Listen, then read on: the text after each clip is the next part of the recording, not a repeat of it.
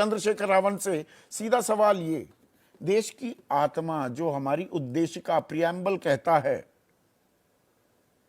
उस पर चर्चा हो रही है या राजनीतिक वन अपमैनशिप कि हम हैं असल संरक्षक संविधान के, यह बताने में आज का दिन गुजर गया, या ईमानदारी की चर्चा हुई?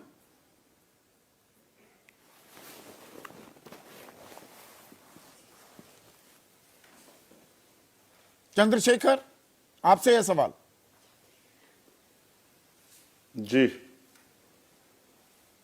मैं भी पूरे दिन होकर डिबेट सुन रहा हूं हाउस में, तो बहुत कुछ नया नया खोद के निकाला गया, क्योंकि इस देश में आजकल खोदने की प्रथा चल रही है। सारी मस्जिदों के नीचे मंदिर हैं और मंदिरों के नीचे भी कुछ और है, तो बहुत कुछ खोद खोद के निकाला जा रहा है, आरोप प्रत्यारोप हो रहे हैं। मगर मैं ये कहना चाहता हूं आपके माध्यम से कि कोई भी एक पार्टी वो देश नहीं है। ये पार्टी आपस में एक दूसरे पर आरोप लगा रही, लेकिन ये देश नहीं है। और संविधान की रक्षा कोई नहीं कर रहा है, संविधान सबकी रक्षा कर रहा है। संविधान शक्तिशाली है, संविधान ने सबको हक दिए हैं, संविधान ने सबको सम्मान दिया है, और संविधान के संरक्षण में हम सब लोग हैं। अगर आज संविधान नहीं होता तो मैं मेंबर ऑफ पार्लियामेंट नहीं होता, और अगर आज संविधान नहीं होता तो देश की राष्ट्रपति जो है महिला नहीं होती, वो भी उस वर्ग से जिस वर्ग को बहुत सारे अधिकार और सुविधाएं नहीं थी।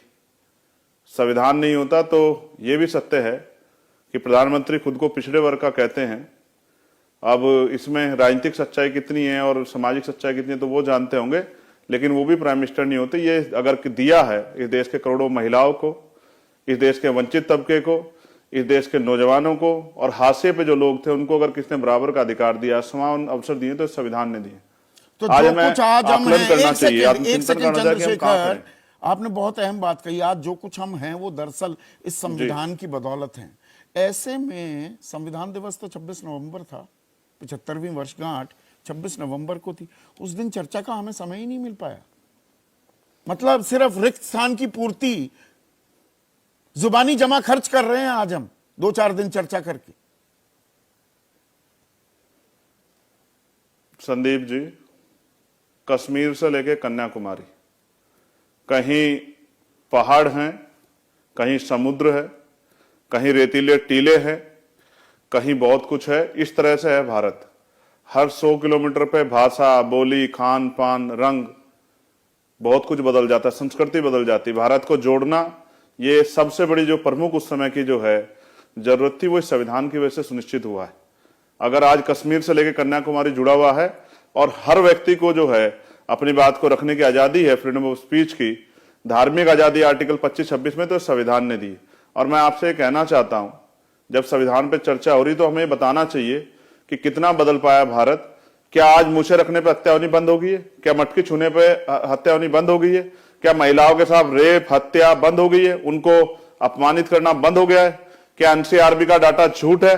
क्या इस देश में जो है लोकतंत्र की जिस तरह सरेआम हत्या की जाती है, कोई किसी पे आरोप लगा रहा है, कोई किसी पे, मैं ये नहीं कहता कोई दूध का धुलाबाज, सब जिसको मौका मिला है उसने जब जब अपनी सत्ता बचाने का अवसर आया उसने अपनी तरफ से प्रयोग किया। आज उसी का उदाहरण जो है पार्लियामेंट में दिया जा रहा है। लेकिन सत्य ये भी है, क्या महिला रात के अंधेरे में निकल सकती है? क्या इकोनॉमिक इनइक्वालिटी जो थी, आर्थिक गैर बराबरी खत्म हो गई है? क्या जातीय विषमता खत्म हो गई है? क्या आप भी, जब आप बोल रहे थे, आप बहुत सीनियर पत्रकार हो, मैं आपका सम्मान करता हूं, लेकिन आपने कहा काला दिन।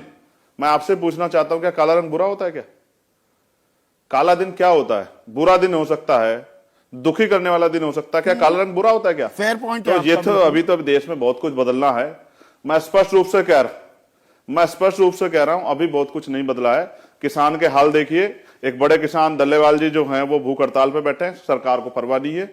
नौजवान सड़कों पे है, तमाम तरह की कोई भर्ती ऐसी नहीं आती जिसमें जो है घोटाला ना होता हो। आज मंत्री जी ने कहा कि हमने पिछड़ा वर्ग आयोग जो है गठित किया, लेकिन उन्होंने ये नहीं बताया कि 49 शिक्षक भर्ती में जो है जो घोटाला हुआ उसमें सिफारिश थी पिछड़े वर्ग आयोग की, वो नहीं मानी उन्होंने, ये नहीं बताया। खाना पूर्ति हो रही है। उन्होंने ये भी कहा चर्चा के नाम जो है पर, बहस के आधार नाम पे जो पर खाना पूर्ति हो रही है क्या चंद्रशेखर रावण? नहीं, अपने अपने आप को बड़ा और सही साबित करने पर, संविधान का ज्यादा बड़ा समर्थक साबित करने पर होड़ लगी हुई है। सच ये है, जिस दिन संविधान के एक मंत्री जी ने हमारे कहा कि एक बड़े नेता ने संविधान को जेब में डाल रखा है और उन्होंने उन्हीं के पार्टी के लोग संविधान को माथे लगाते हैं। लेकिन दोनों में मैं ये कहना चाहता हूं कि जिस दिन संविधान के आधार पर देश चलेगा और इस देश में जाति और आर्थिक आधार पर विषमता खत्म होगी, एक आदमी इतना मजबूत है, इतने रिसोर्स हैं कि उसके कुत्ते एसी की गाड़ी में घूम रहे हैं, उसके यहाँ जो है 50 लोग खाना बच रहा है और एक आदमी भूखे पेट सो रहा है, एक आदमी वो है जिसपे पहनने कपड़े नहीं है, एक आदमी हर दिन में 6-7 ड्रेस बदल रहा है, आर्थिक विषमता का दे रहा है, कह रहे इकोनॉमी बढ़ रही है। लेकिन क्या वास्तविक सच्चाई ये है कि कितने % लोगों की जो है आय में वृद्धि हुई है? ये जो 82 करोड़ लोग, आपने डाटा दिया 81 करोड़ समथिंग, ये जो मुफ्त राशन ले रहे हैं, ये कौन लोग हैं? इकोनॉमी कहां बदली है? और प्राइम मिनिस्टर को मैं सुनता था, वो कहते थे रुपए की वैल्यू नहीं गिरती, देश की साख गिरती है। तो आज क्या गिरा है? 84 रुपए से ऊपर पहुंच गए। देखिए, मैं स्पष्ट तौर पर कह रहा हूं, मुझे किसी पार्टी से कोई लेना देना नहीं है। मैं आजाद समाज पार्टी कार्यकर्ता हूं, अपनी पार्टी संगठन के प्रति जिम्मेदार हूं और देश के संविधान ने मुझे और इस देश के करोड़ों लोगों को मुख्य धारा में आने का मौका दिया है। मैं संविधान जिंदाबाद करता हूं और मैं आपको विश्वास दिलाता हूं, मैं ये नहीं कहता कि हम ही समर्थक है और हम ही रक्षक है। मैंने आपको पहली लाइन से कहा कि संविधान ने हमें अवसर दिए।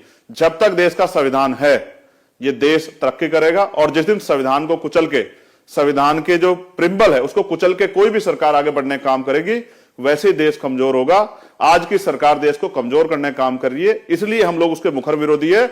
और अगर वो जाति और धर्म और आर्थिक आधार पर इकोनॉमी इसको जो है गैर बराबरी को बढ़ावा देगी, तो हम सड़क से लेकर संसद तक उनका विरोध करेंगे।